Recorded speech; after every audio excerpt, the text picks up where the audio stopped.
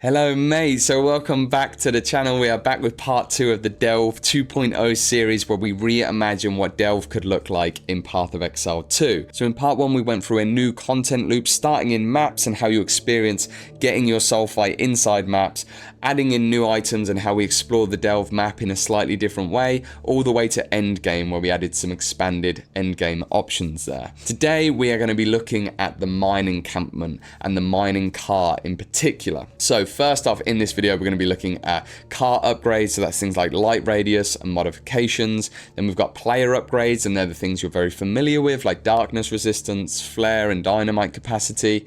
And then we've got encampment upgrades. These are things like the echolocator workbench. So here you can craft specific echolocators with azurite, and you unlock newer echolocators as you upgrade the bench. We could add systems like critical success and cost efficiency and stuff like that. And then we've got sulfite generators. This is for you Delve fanatics out there, so you don't have to constantly be going into maps to get your sulfite. You can generate sulfite passively by investing into generators. Here's a nice little image that I generated just using AI, and then sort of cut a load of different pieces together, put up a rough idea of what this workshop could look like inside the mine encampment. Let's get into it. Alright, so let's talk about the car, okay? So there's a couple of things that we wanted to do. There's a couple of car quality of life upgrades straight away. So first off, you should be able to buy your flares and dynamite from the car. Now, maybe if you have a little fabricator on the car, however you want to do that lore-wise, you just want to be able to buy them instead of having to go back to the mine encampment. Same with your stash. It's like you're picking up tons and tons of items. Instead of making us go back to the mine encampment, let's just do it from the car. There's some sort of transfer system where it sends it up the line, who knows, but just access your stash, drop stuff off as you're delving and keep your progress going. And the same thing with echolocators, whether you've got them in your stash or they're on your person, you've just dropped one, you can use them on the cart whenever you need to gain more information about the Delve map. And finally, on the quality of life, and I think the max speed of the cart should be brought down. We know in PoE 2, we're not expected to be as fast. It's very immersion breaking when you can just sprint from one node to the next node and ignore all of the monsters and stuff you would be encountering. Just maxing out that speed a little bit would help. And now we're going to talk about the workshop UI. So we've put this together. I'm going to explain the different elements. Some of them will be obvious to you and some of them are brand new. And then we're going to go into the modification system. So in the very top left, you can see your current azurite, and in the very top right, you can see your current sulfite. But the flares and dynamites over on the left, that's where you're going to increase your number, your duration, and the radius of those things. And then you can invest in the center into your light radius. And I just wanted to give a nice visual kind of presentation of how light radius is done. Very center gives you a bit more of an indicator of what is arguably the most important stat to be investing in and keeping up with. Puts it front and center of, hey, by the way, you're 32% up at the minute, that's okay, but if this is down getting towards the minus 100, you're in real trouble. On the right hand side, we've got everything to do with sulfite and sulfite generation. So this is your capacity to hold sulfite in your sulfite silos, and that can be increased there. But then we've also got sulfite generators, and this is an entirely new thing where, just like in settlers, we could invest in different ways of improving the amount of resource generation we get. I think you should be able to invest your gold, maybe some azurite, into increasing the number of generators that you can have that are going to give you, essentially, once you've maxed this out, enough sulfite to be delving at quite deep depths without having to maybe go into a map at all, or certainly quite rarely. So that's an option for you to invest in your base.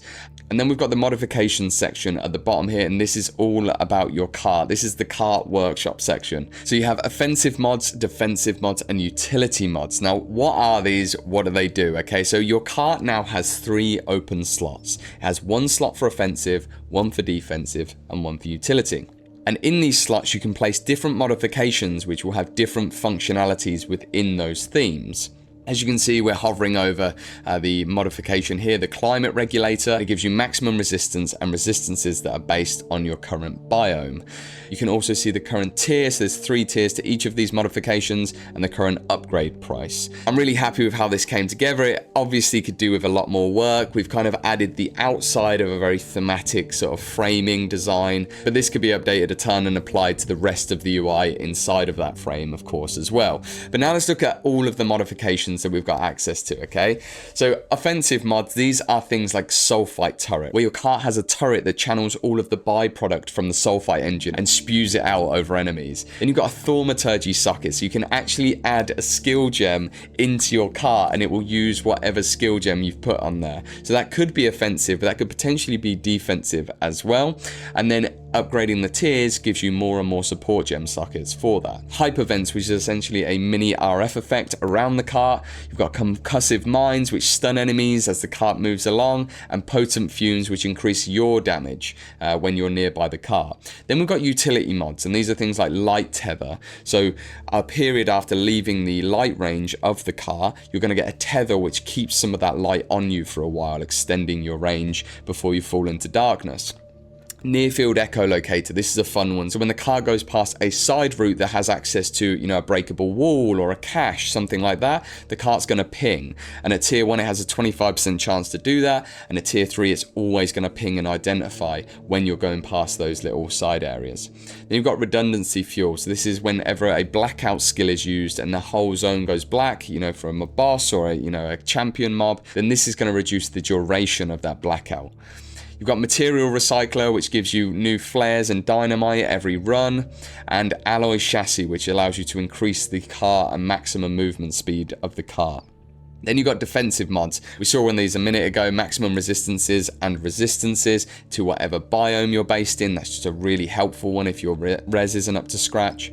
Red Herring, which is a little mechanical bird that flies around and taunts enemies just to distract them away from you for a second. You've got Repulsor, which pushes enemies back periodically in like a nova whenever they get close to the cart. Exhaust Inversion, this chills enemies nearby the cart, so the opposite to the RF burning thing. And Bright Burner, which blinds enemies near the cart. I thought a cool thing to do to add to this would be that once you've killed all 3 of the Lich bosses that we'll talk about in the next part, you gain another slot, and this is a universal modification slot. So essentially, as you push into Delve, you defeat more bosses, you're gonna gain an opportunity to have another one of these mods. So that could be another defensive utility or offensive mod. I made a couple of other notes here so that you don't have the keybind for dynamite. I think that would be a nice change. It's going to be pretty button intensive with WASD, so just being able to go up to the breakable wall, click on it, and maybe you have to hold it for a second or something as there's a little channel whilst you set the dynamite, and then it explodes, so you don't have to worry about another keybind apart from your flare. Alright, so that is going to cover it for part 2 of this 4-part series looking at reimagining Delve 2.0 in Path of Exile 2. I think the main takeaway from this is just adding a bit more depth to the opportunities to invest in your mine encampment as well as your mining car. So this gives players a bit more agency about how they want to spend their resources, but also a bit more ownership of how they want to use their car, adapt to their car. Maybe you could even get some car MTXs like we've got with the Bear before. I don't know how you would tweak this system to add it into the Bear MTX, but that would be a funny thing to do. But yeah, maybe you could add some decals, you know, if you really wanted to go into this, put some neon lights under the skirts and stuff, go full Need for Speed. But yeah, I just wanted to give some players some interesting options, and this Settlers idea I think is going to bleed into quite a few of these League reimaginings or, you know, 2.0 designs that we're going to be doing on the channel, you know, well into early access and probably all the way up until launch as we get more and more of this content added.